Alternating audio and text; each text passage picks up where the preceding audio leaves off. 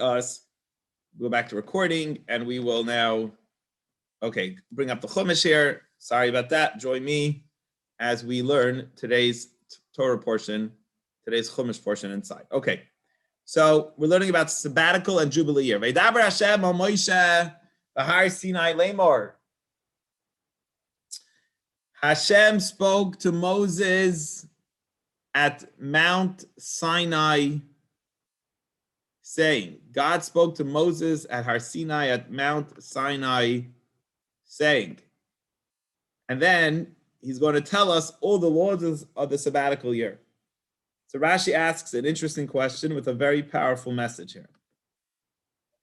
He says, why is it starting off the Torah portion of all the laws of the sabbatical years of Shemitah? Why does it start off saying, this is what God spoke to Moses at Mount Sinai?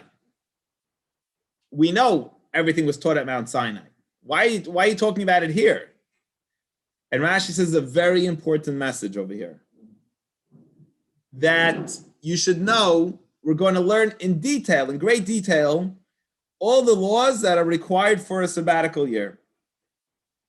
And you should know that although the Torah teaches things, let's say, in the book of Deuteronomy and Devarim at the end, before Moses passes away, he goes through all the details of the Torah.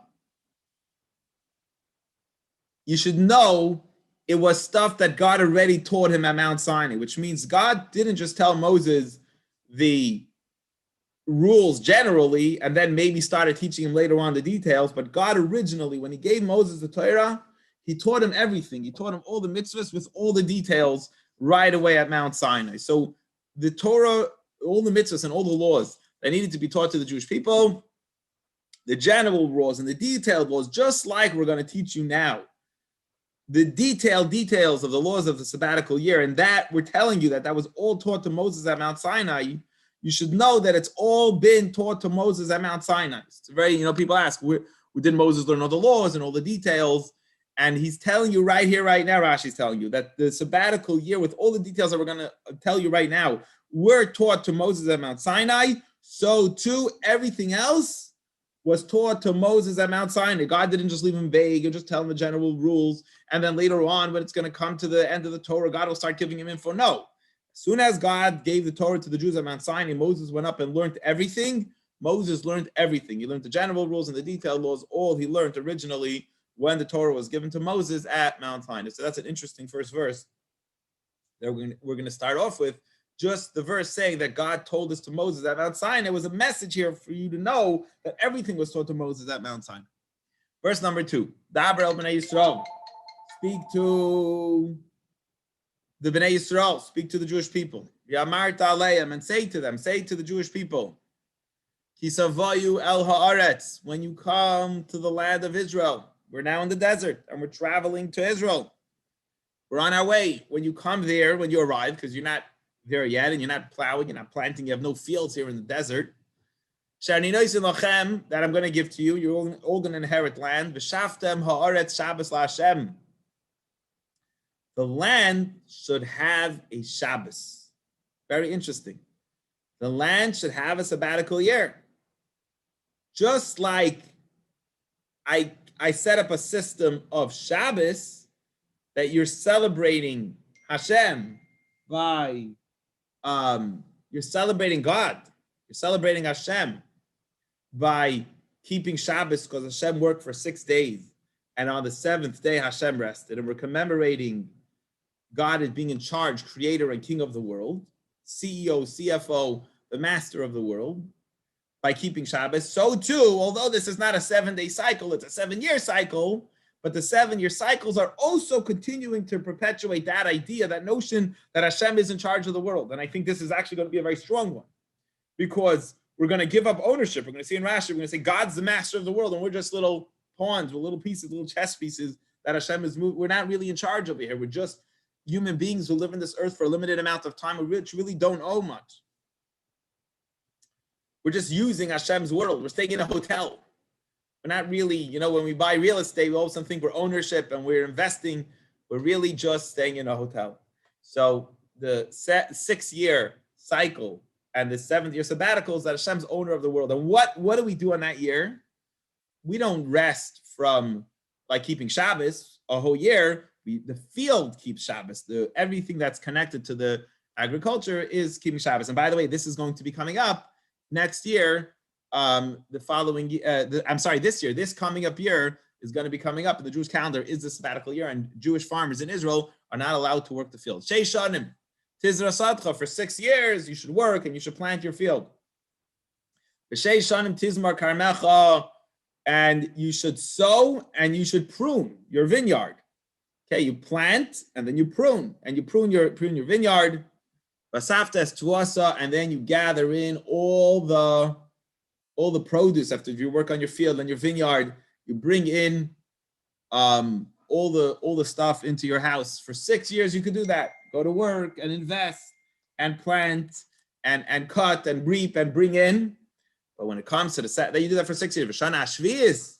But verse 4, when it comes to the 7th year, Shabbos Shabboson, it's a rest, complete rest. Yeh la'aretz should be for the fields rest. Again, not you.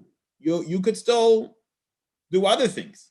Not Shabbos that you have to not do any other kinds of work. It's the field, agricultural, the vineyards, and the land. They have the obligation to keep the day of to keep a rest. Yellow aretz, the land should rest. Shabbos la Hashem, Shabbos for Hashem. Sadcha li sizmar, charmecha la sada li sizra v'charmecha li sizmar. Do not sow your field, and do not start to cut off the branches off your vineyard, I guess, to help it grow. You're not allowed, do not plant, do not prune, do not even bring in, and we're going to see soon, even do not eat. We're going to talk about that in a minute, but do not go to your field and start planting and doing stuff that normal people do when they plant their field. But what happens in verse 5 if stuff grow on its own? There's a lot of seeds that will fall out of a plant when you go to pick it up, and even though you didn't plow it and you didn't till it and you didn't put in the seeds, and naturally it grew. What about those things? Are you allowed to eat those? A sefiach, and that's called sefiach in verse 5. A sefiach k'tzircha, the aftergrowth of the harvest, the stuff that grows by itself. Loi siktzar, you shouldn't cut it.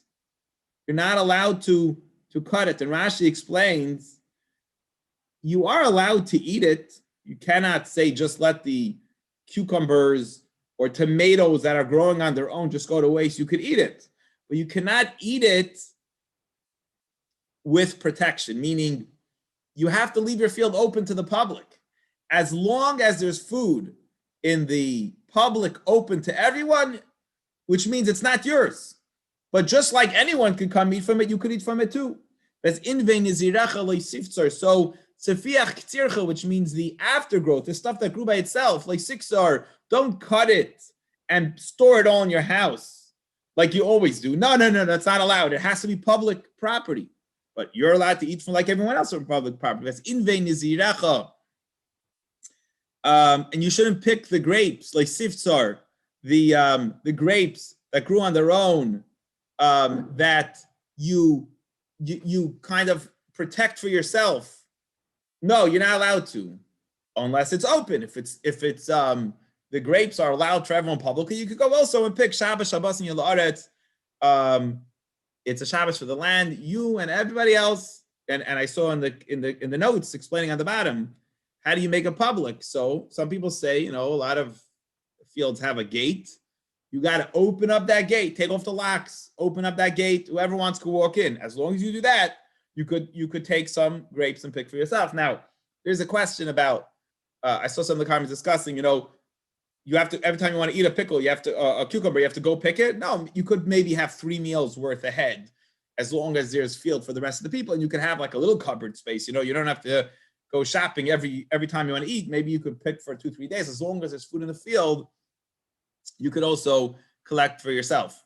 And the same thing we're going to see with animals too. The same situation with animals, okay? That you also have animals. You're obligated as an owner to feed your animals. Okay, as long as we're going to see soon, as long as the wild animals in the field can come and eat, then you could also take for your animals too. So you're not in charge. You're not the boss anymore of your field. Verse 6. The land will rest. The land will rest. And I have no problem, as Rashi says, that you should eat it. I don't mean like a regular Shabbos, which you're not allowed to eat, pick the food on Shabbos. You're not allowed to pick the vegetables. You're allowed to pick 100%. One is allowed to pick the vegetables here. It's just that you cannot be the boss. You have to let go. You're not the owner anymore. You're literally giving it up and giving it away to anyone who wants can come and takes. Everyone's equal. You, and that's what we're going to say, lachem la'achla. It'll be Shabbos, but you're allowed to eat it. L'cha, but equally. You, ul'abdecha, and your servants, ul'amasecha, and your maidservants, l'schercha, and your hired workers. Your hired workers could all of a sudden come in. You know, you're hiring guys to business free to eat. L'schercha, l'taishavecha, and the residents who live with you, hagarim imach, who live together with you. Which means, Rashi says, even the goyim, even the non-Jews, have a right to walk into the Jewish people's fields. It's not just Jews giving to other Jews. The land is open equally even to non-Jews. And he says, very interesting, this is not a charity. This is not a poor person free take money. It's not. Even rich people can come and take. It's literally, I just scrolled down by accident too far. It's literally expressing the idea that you are not in charge. Not that we're trying to help the poor people and now give your field to the poor people to eat. That's not what it's about. It's not about that at all. It's about you letting go and not being owner of your field. Very interesting. So it's not a charity case. It's a case of you not being the owner of your field. Verse 7. And even to the animals, your animals, and the wild animals in the field, equal. You and everybody else is equal. The rich guy, the poor guy, everyone can take. You're not in charge. And the same thing is, you're obligated to feed your animals, right? Every owner, every farmer is obligated to take care, help, has to be nice and kind and take care of his animals. No problem. As long as all the wild animals that live out there can come and enjoy your field, that you're not putting up gates protecting your field from them eating it, your animals can also eat at the same time too. You can bring it into your house and feed them. I mean, you're not going to take every time your animals need to eat, go get some grain and then stick it in their mouth. You're going to collect like a bunch, put it in the house, allow it in the farm, wherever the barn, wherever it is, for allow the animals to eat. And then as long as the other animals they're still left in the field for the other wild animals to come eat, then you can feed your animals inside the house. The wild animals in your land, should be all the food to eat. So you're allowed to eat it, but as long as it's equal footing, that you and everybody else has the same ownership on it. Very interesting. And that, my friends, is the basic laws for the sabbatical year. But now he's going to tell us something interesting, that we also in Judaism have something called the Jubilee Year. So what did the sabbatical year apply to business? Every 7 years, all the farming land is open to everybody. That is what the sabbatical year has done. But my friends, there is another year which takes us to a whole new level, and that is what we're going to call the Jubilee Year. What is a Jubilee Year? This is even more extreme. How do you get to the Jubilee Year? How often is the Jubilee Year? As Rashi explains, the verse is telling us that every 7 years, right, we're doing a sabbatical year. Once you do 7 times 7, which you have 7 cycles of these 7 years, 6 years work, 7 years sabbaticals, 6 years work, 7 sabbaticals you go through. So how much is 7 times 7? As we know now, because we're counting Sfirat to Omer, we're counting 7 weeks, 7 times 7, you end up getting 49 years. So you count 49 years, and you come to the sabbatical year at the end of the 49 years, you're in your 7th cycle, 7 times 7. And then you hit a total of 49 years, the Torah tells us. And he says, look, one is not based on the other, meaning that, let's say you didn't keep the sabbatical year. You weren't careful. You didn't keep the sabbatical year. Doesn't matter. The Jubilee year still, it's not based on the sabbatical year. It's not like, okay, I kept 7 sabbatical years, now I keep the Jubilee year. No, it's just a number. After whenever should be located the 7 times 7, then it's going to become a 50th year after the 49 years, and that is called the Jubilee Year. What happens on the Jubilee Year? Verse 9, on Yom Kippur of that year, on the 50th year, it's going to come Rosh Hashanah, and then it's going to come right after the sabbatical year is over, the 49th year, you're going to have another shofar blowing Rosh Hashanah, then you're going to come to the Yom Kippur shofar blowing, and you're going to blow the shofar on Yom Kippur. This is a special shofar blowing for the Jubilee year. You should blow the shofar throughout your entire land. And Rashi brings us something interesting about shofar blowing, just for a minute. To go off topic. Rosh Hashanah that falls out on Shabbos, for those of you that have been to Project Rosh and other high holiday services, will know that we do not blow shofar on the day that Rosh Hashanah is on Shabbos. There's a decree, maybe someone will come to carry it, and so on, and we cancel shofar blowing when Rosh Hashanah falls out on Shabbos. The shofar blowing is canceled for that year on that day.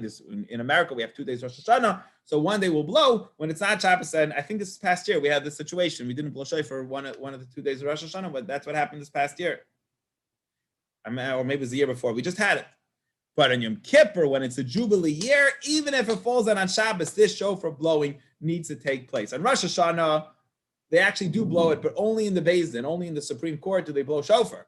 But on Yom Kippur, even if it's on Shabbos, this time of the year, it does not cancel out shofar blowing, and shofar blowing is blown throughout the land on Yom Kippur, by the way, which would be this year. Yom Kippur, we don't have Jubilee now that we're in exile. I don't know if we know the date of when Jubilee year is. We don't have the Beis Hamikdash. We don't have Jubilee year, but if we would have, even if Yom Kippur would be on Shabbos, we would blow the shofar on Yom Kippur on Shabbos.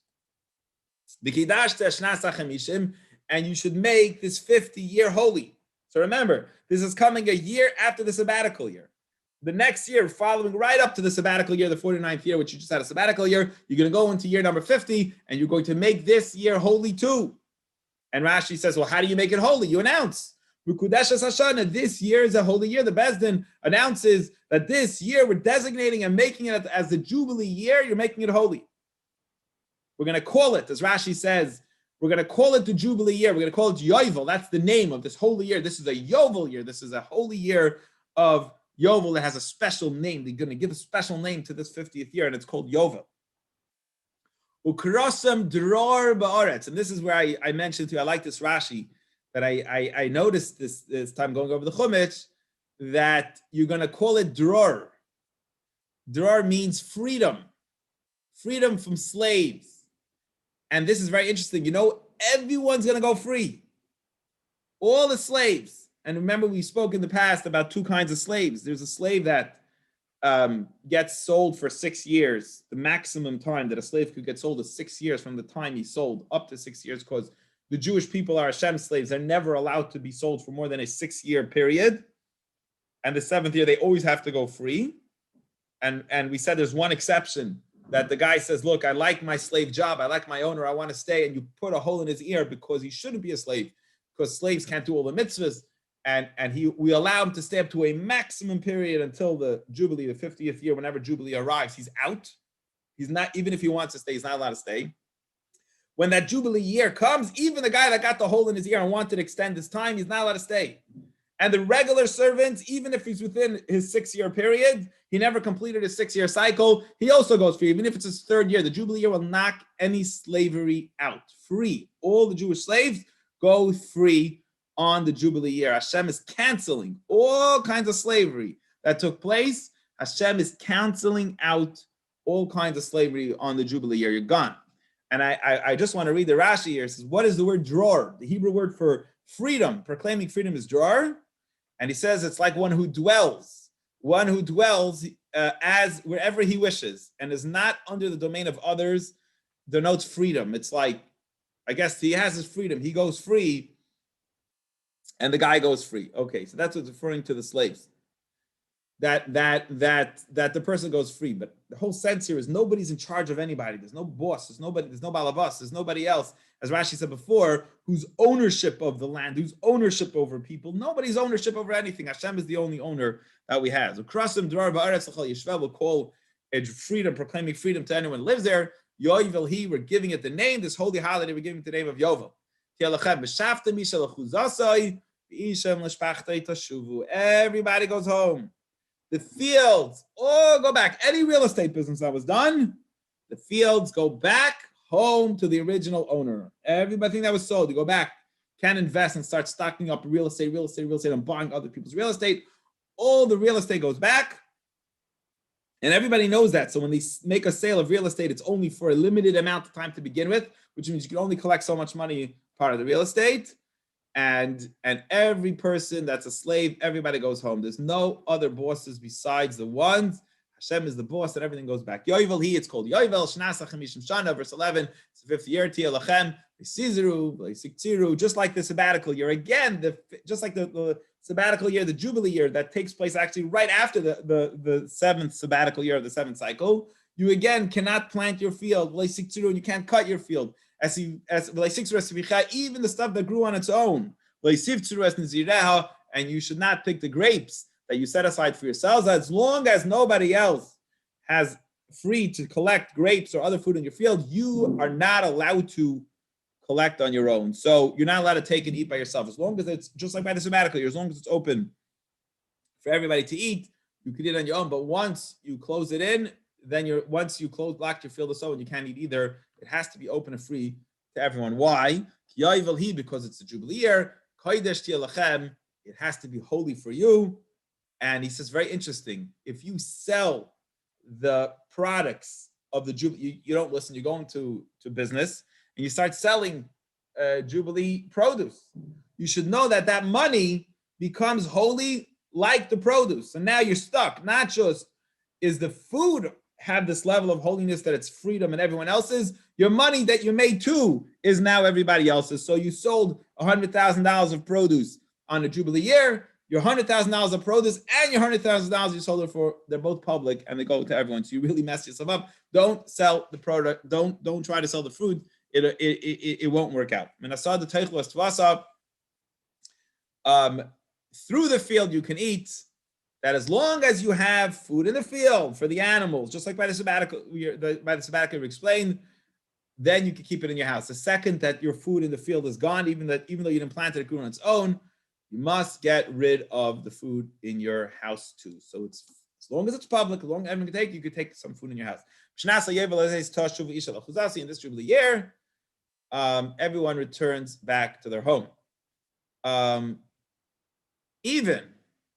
Even in a case, and Rashi says this is coming to include, let's say somebody sold this field, a guy sold this field, and the son knows his father sold the field. And the son says, look, I know my father will get back the field in 49 years, but I want to buy it back before that time. So the son goes and he purchases back that real estate that was sold. Now the son bought it back. And the Jubilee year comes, it's going to go back to the father.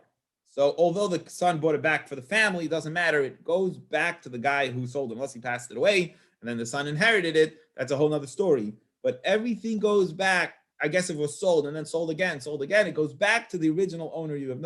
Everything goes back to where we can't stockpile real estate. Everything goes back to the original owner, the original family, as they inherited to their child. It's very interesting. That's how Israel would work. So every tribe had their land, and every family in Israel would just keep passing on to the children the original real estate that was given to them. Then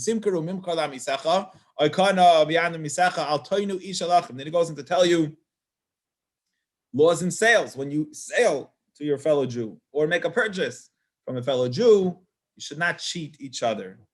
Don't cheat. You shouldn't cheat another person. There should be no bad business done here. He says also, there's another rule here that when you sell a field, real estate, you should sell it to another Jew. I guess especially in Israel, that the real estate should not go out to other Gentiles, so it should go to, you should sell to a Jew and you should buy from a Jew. So the Torah is actually teaching us that you should buy and sell to Jewish people, and no cheating and money, no financial cheating, which means there's all kinds of stuff obviously you could do, and do not trick and do cheating and sell things more than they're worth or less than they're worth, and so on. You have to have very honest dealings in real estate. So how do you sell if you know it's a 49-year limit? It's very simple. There's a whole new method of business now in real estate. You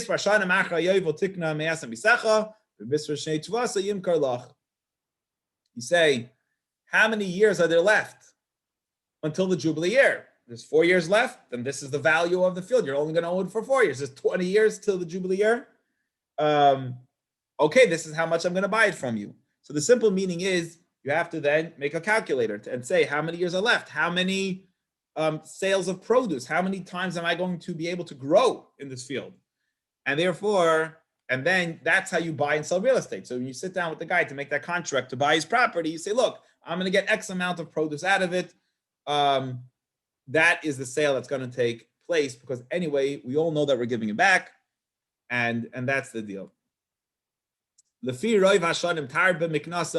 According to the amount of years remaining, it should be more. If there's more years till Jubilee, until small years, you sell it for less. Because you're selling based on how many sales of tfuah of growth of the wheat, how many wheats growing I'm going to sell it.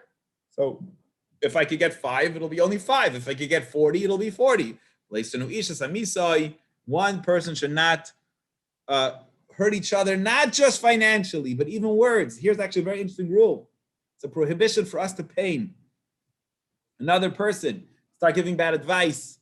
And when you give business advice, you should fear God. Because I know what's in your heart. Other people might not know that you're trying to hurt the other person financially, but I know that you're trying to hurt the person financially. I'm Hashem, and I take care of business, and therefore you should be afraid of a God when you're doing these bad business decisions. You should do my mitzvahs that you don't understand, and mitzvahs you do understand. You should do them. And you will sit safely then in the land of Israel. And if Narashi says that is why Jewish people are exiled, as it says in Chumash Vayikra, we're going to have it soon. The land will demand its fake business dealings back. The wrong and cheating is what's going to cause Jews to be exiled from Israel by the Jewish people not being honest and fair in business. And he says, very interesting, the Jews were exiled between the first temple and the second temple for 70 years. For Shivim Shana, for 70 years they were in exile. Why? For the 70 times that the Jewish people violated the sabbatical year. Because there were 70 times during the first temple, the 410 years the temple stood. If you do the math, you'll see that it ended up being 70 times, and that's why the Jews were exiled 70 times. So the land needs to go into the sabbatical year period in order for people to live there. And that, my friends, is the end of today's Chumash. Any questions or comments on today's